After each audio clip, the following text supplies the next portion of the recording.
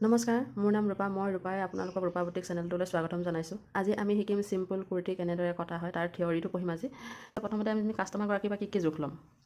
এক নম্বৰতে ল'ব লাগিব আমি তেওঁৰ লেন্থটো, মানে কিমান দীঘল পিন্ধিব কুৰ্তিটো সেইটো ল'ব লাগিব।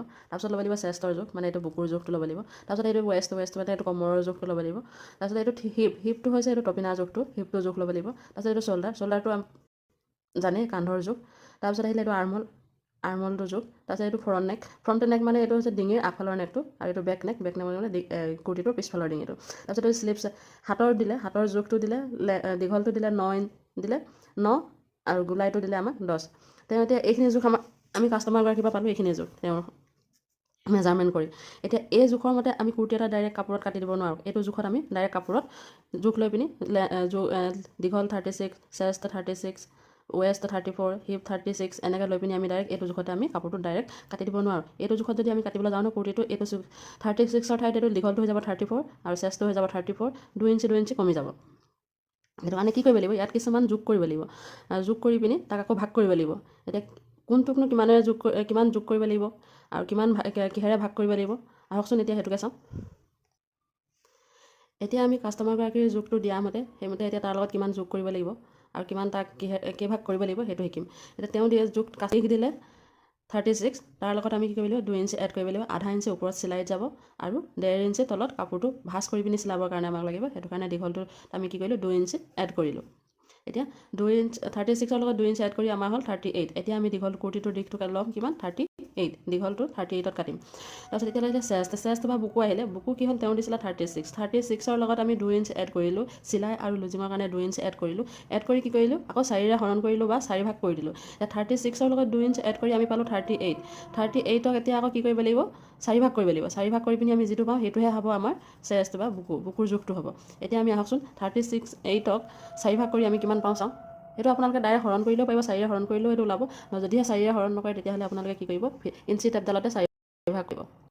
এতিয়া ইঞ্চি টেপডালতনো 38ক আমি 4 ভাগ কৰিলে কিমান পায়, 4 ভাগ কেনেকৈ কৰিব পাৰে তাকে চাম। এইটো ইয়াৰ পৰা ধৰিলে এইটো ষ্টাৰ্টিং পইণ্ট 38, এইটো 38 দেখিলে নহয়। এইটো কি কৰিব লাগিব এনেকৈ ভাঁজ কৰি দিব লাগিব। এই দুটা পইণ্ট এনেকৈ লগাই দিব লাগিব। এইটো ভাঁজ কৰিলে নহয়, ভাঁজ কৰি এইটো হ'ল আমাৰ দুভাঁজ, মানে 36ক আমি 2ৰে কৰাৰ এইটো দুভাগ হ'ল। 2ৰে হৰণ কৰিলে যিটো পাম এইটো হ'ব এইটো। তাৰপিছত এতিয়া আমাক 4 ভাগ কৰিবলৈ কৈছে নহয়, 4 ভাগ এইটো দেখিছেনে, এইটো পইণ্ট আহিলে নহয়, এইটো ভাঁজ পইণ্টটো। এই ভাঁজ পইণ্টটো আকৌ এইটো আছিলে এইটো পইণ্ট ষ্টাৰ্টিং পইণ্টটো, তাত আমি এনেকৈ জইন কৰি দিম। তেতিয়া ইয়াত হ'ব এইটো দেখিছেনে, এইটো হৈছে 9.5টো হৈছে ইয়াৰ। এতিয়া আমি 38ক 4ৰে হৰণ কৰি বা 4 ভাগ কৰি কিমান পালোঁ 9.5। এইটো হৈছে আমাৰ ইঞ্চি টেপতে এনেকৈ উলিয়াই ল'ব পাৰি। এইটোৱে এতিয়া আমাৰ চেষ্টৰ জোখ। তাৰপিছত আহিলে ৱেষ্ট মানে কমৰটো আছিলে 34ৰ লগত আকৌ 2 ইঞ্চি এড কৰিলোঁ। সেই একেদৰে 2 ইঞ্চি এড কৰি কি কৰিলোঁ আকৌ 4ৰে হৰণ কৰিব লাগিব। ইয়াতো সেই একেদৰে চেষ্টৰ দৰে 34 + 2 = 36 হ'ল। 36ক আকৌ 4ৰে হৰণ কৰি আমি পালোঁ 9। এইটোৱে সেই একেই। তাৰপিছত আহিলে হিপটো হৈছে টপিনা। এইটো আছিলে 36 আছিলে কাষ্টমাৰগৰাকী। 36ৰ লগত আকৌ 2 ইঞ্চি এড কৰিলোঁ চিলাই আৰু লুজিঙৰ কাৰণে এড কৰিলোঁ। তাৰপিছত আকৌ ইয়াকো 4ৰে হৰণ কৰিলোঁ বা 4 ভাগ কৰিলোঁ। 4 ভাগ কৰি পিনি কিমান পালোঁ 9.5। এতিয়া এটা কথা মনত ৰাখিব, এই চেষ্ট, ৱেষ্ট আৰু হিপ এই তিনিটাৰ লগত কি হ'ব 2 ইঞ্চি এড হ'ব। 2 ইঞ্চি এড কৰি পিনি আকৌ আপুনি 2 ইঞ্চি এড কৰি যিটো পাব সেইটোক আকৌ কিহেৰে হৰণ কৰিব লাগিব 4ৰে হৰণ কৰিব লাগিব, বা ইঞ্চি টেপডালতে আপোনালোকে 4 ভাগ কৰি ল'লে ইয়াৰ জোখটো পাই যাব। তাৰপৰা আহিলে কান্ধৰ জোখটো আছিলে কাষ্টমাৰগৰাকীৰ, আমি কান্ধৰ জোখ পাইছিলোঁ 15। এইটো কান্ধৰ এইটো পইণ্টৰ পৰা এইটো পইণ্টলৈকে আমি পালোঁ 15। কেতিয়া আমি দুভাগ কৰিব লাগিব। দুভাগ কৰিলে কি হ'ব সেই ফিটাডালতে আপোনালোকে দুভাগ কৰি ল'ব বা 2ৰে হৰণ কৰি ল'ব, তেতিয়া পাব 7.5 বা 7.5।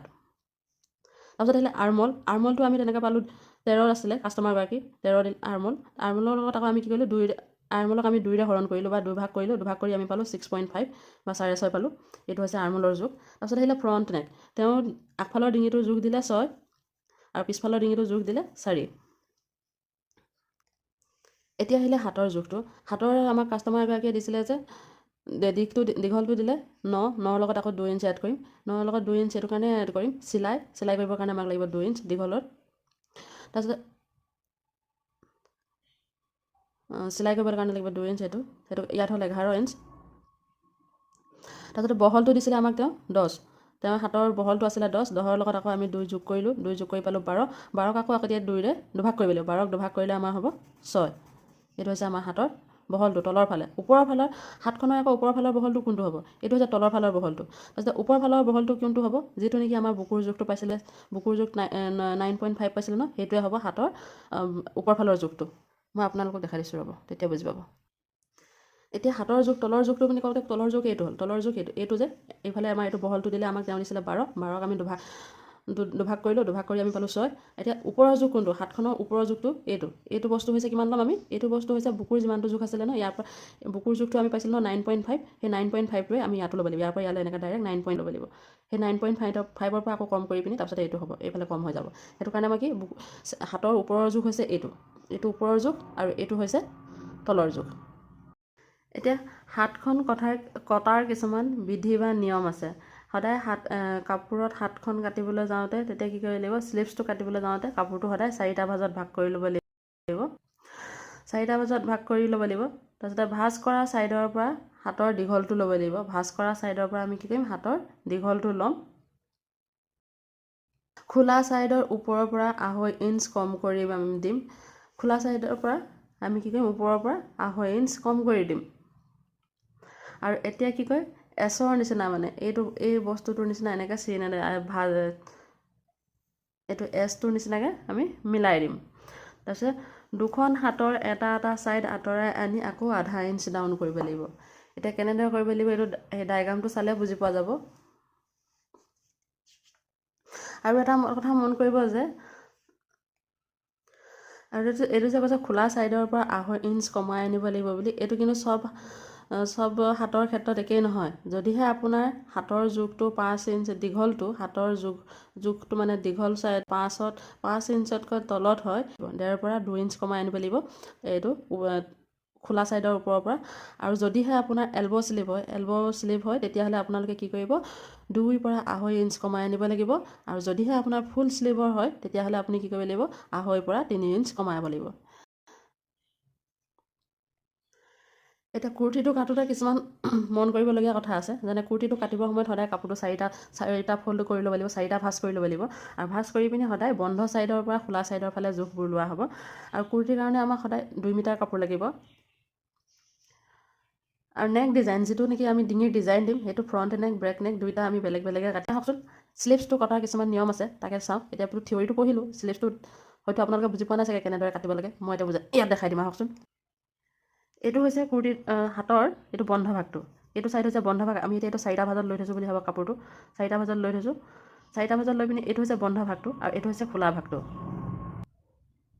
এতিয়া হাতৰ ওপৰৰ বহলটো আছিলে এইটো হ'ব, আমি যে কৈছিলোঁ বুকুৰ জোখটোৱে একে সমান হ'ব। এইটো হ'ব আমাৰ 9.5, এইটো হৈছে 9.5। ইয়াৰ পৰা ইয়ালৈকে আমাৰ 9.5 আছে, ইয়াৰ পৰা ইয়ালৈকে 9.5 হ'ল। আৰু এইটো হ'ল আমাৰ তলৰ বহলটো আমাক দিছিলে কাষ্টমাৰগৰাকীয়ে 10 দিছিলে। 2 ইঞ্চ এইটো এড কৰিলোঁ চিলাই আৰু লুজিঙৰ কাৰণে। 2 ইঞ্চ এড কৰাৰ পাছত 12 হ'ল। 12ক আকৌ 2ৰে হৰণ কৰি আমি পালোঁ 6। ইয়াৰ পৰা ইয়ালৈকে আমালৈকে এইখিনিলৈকে 6 আছে। তাৰপিছত এইটো হৈছে হাতৰ আমাৰ দীঘটো দিছিলে যে সেইটো হৈছে হাতৰ দীঘটো। আৰু এইটো হৈছে তলৰ বহলটো, আৰু এইটো হৈছে ওপৰৰ বহলটো। এইটো বুকুৰ জোখৰ সমানটো, এইটো ওপৰৰ বহলটো।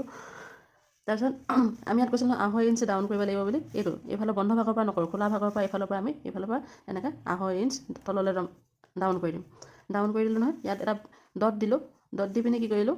এইটো কৈছিলোঁ, তাৰপাছত কৈছিলোঁ আকৌ নহয় এছটোৰ নিচিনাকৈ চেপ দিম বুলি। এইটো এছটোৰ নিচিনাকৈ এনেকৈ চেপ দি দিলোঁ। এইটো হ'ল। এতিয়া স্লিভছটো কটা হৈ গ'ল। এইখিনিলৈকে চাগে বুজি পাইছেই। তাৰপাছত এতিয়া আকৌ আমি কৰিছিলোঁ যে 2খন হাতৰে এটা ছাইড আঁতৰাই আনি 1/2 ইঞ্চ ডাউন কৰিব লাগিব। এতিয়া আমাৰ এইটো আছিলে 4টা ভাজত আছিলে, এইটো ছাইড বন্ধ, এইটো ছাইড খোলা। এতিয়া আমি কি কৰিলোঁ? খুলি দিলোঁ। দুটা ভাঁজ কৰি দিলোঁ। ইয়াত এতিয়া আমাৰ 2টা কাপোৰ আছে। এইটো আছিলে যে বন্ধ এনেকৈ ভাঁজ হৈ আছিলে নহয়, এইটো আমি এতিয়া খুলি দিলোঁ। খুলি দিয়াৰ পাছত এতিয়া কি হ'ল? এইটো আমাৰ 2খন কাপোৰ আছে। 2খন কাপোৰৰ এইটো ছাইডে যিকোনো এটা ছাইডৰ পৰা আপুনি এইফালে এইটো পইণ্ট ঠিকে থাকিব। এইখিনিৰ পৰা মাজৰ পৰা এইখিনিলৈ এনেকৈ 1/2 ইঞ্চ ডাউন কৰি আনি পিনি তাৰপিছত আকৌ এইটো চেপটো এই মাজৰ যিটো পইণ্ট আছিলে ন মাজত এনেকৈ আনি পিনি মিলাই দিব। ইয়াৰ পৰা আনি এনেকৈ 1/2 ইঞ্চ ডাউন কৰিব। তেতিয়া এইটো কি হ'ব? আগফালৰ মানে হাতখন আগফালৰ ছাইডৰ চাবচোন, আগফালৰ ছাইডে অকণমান বেছিকৈ সোমোৱা থাকে আৰু বেকফালৰ ছাইডৰ হাতৰ পিছফালটো অকণমান আগবঢ়া থাকে। এইটো হ'ব, তেতিয়া আগফালৰ ছাইডৰ হ'ব। এতিয়া চাগে বুজি পালে ডায়েগ্ৰামটো চাই বুজিবলৈ কিজানি অসুবিধা হোৱা নাই আপোনালোকৰ। এতিয়া কুৰ্তীটোৰ ডায়েগ্ৰামটো চাম আমি।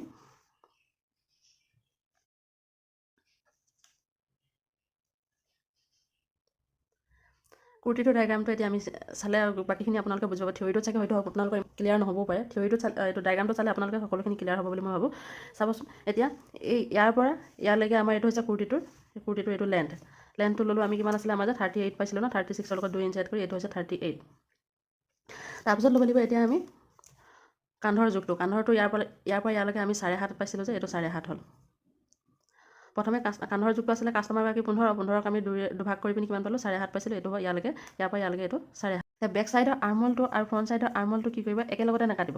একেলগতে আপুনি কাটিব নোৱাৰিব। কি কৰিব যেতিয়া নেকি এই ফ্ৰণ্ট নেকটো কাটিব যে এই ফ্ৰণ্ট নেকটো কাটোতে ফ্ৰণ্ট চাইডৰ এইটো আৰ্মহোলটো কাটিব আৰু বেক চাইডৰ নেকটো কাটোতে এইফালে বেক চাইডৰ আৰ্মহোলটো জোখ লৈ ল'ব। তেতিয়া আপোনালোকৰ সুবিধা হ'ব, কাৰণ একেটা চাইডতে আপোনালোকে দুইটা সেইটো কাটিব নোৱাৰিব।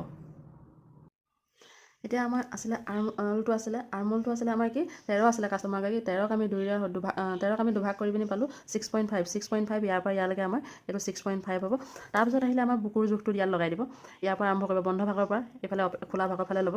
ইয়াৰ পৰা ইয়ালৈকে আমাৰ 9.5 হ'ল। এইটো 9.5 হ'ল আমাৰ এইটো কি বুকুৰ জোখটো, আৰু বুকুৰ জোখটোৰ লগত এনেকৈ আঁচ এডাল দি মিলাই দিব। মিলাই দিয়াৰ পাছত কি কৰিব ইয়াৰ পৰা 1.5 ইঞ্চি ওপৰলৈ কৰি পিনি এইটো পইণ্টটো কোণাটো আছিলে যে এই চুকৰ পৰা এনেকৈ 1.5 ইঞ্চি ওপৰলৈ কৰি ওপৰত এনেকৈ এইফালে আনি পিনি পইণ্ট এটা দিব। পইণ্টটো দি পিনি ডাইৰেক্ট এনেকৈ ৰাউণ্ড শ্বেপ দি পিনি এইটো মিলাই দিব। ৰাউণ্ড শ্বেপ দি মিলাই দিব। এইখিনিলৈকে এইখিনি ঠিকেই হৈ গ'ল। তাৰপিছত এই ফ্ৰণ্ট চাইডৰটো আমি পাছত কৰিম। তাৰপিছত এতিয়া আহিলে আমাৰ ৱেষ্টটোৰ জোখটো আমি ক'ত ল'ম? আমাৰ কমৰৰ জোখটো আমি ক'ত ল'ম? কমৰৰ জোখটো ল'বলৈ হ'লে ওপৰৰ যিটো আমি কান্ধৰ জোখটো লৈছিলোঁ যে সেই কান্ধৰ জোখৰ তাৰ পৰা আৰম্ভ কৰি আমি ইয়ালৈকে এনেকৈ পইণ্ট ইয়াত দিব লাগিব। এইটো হৈছে আমাৰ কি 11, 12, 13 11, 12, 13 যিকোনো এটা পইণ্টতে দিলে হ'ব। যদিহে আপুনি হাইটত মানে চাপৰ হয় তেতিয়াহ'লে আপোনাক 11 দিব লাগিব। যদিহে মিডিয়াম হয় তেতিয়াহ'লে আপোনাক 12 জোখ দিব লাগিব। আৰু যদিহে বেছিহে তেতিয়াহ'লে আপুনি 13 দিব লাগিব। ইয়াৰ পৰা আমি এতিয়া কাষ্টমাৰগৰাকী হিচাপমতে আমি ইয়াত দিলোঁ 12। কাষ্টমাৰগৰাকী যিহেতু মিডিয়াম ওখ হয় সেইটো কাৰণে আমি ইয়াত 12 দিলোঁ।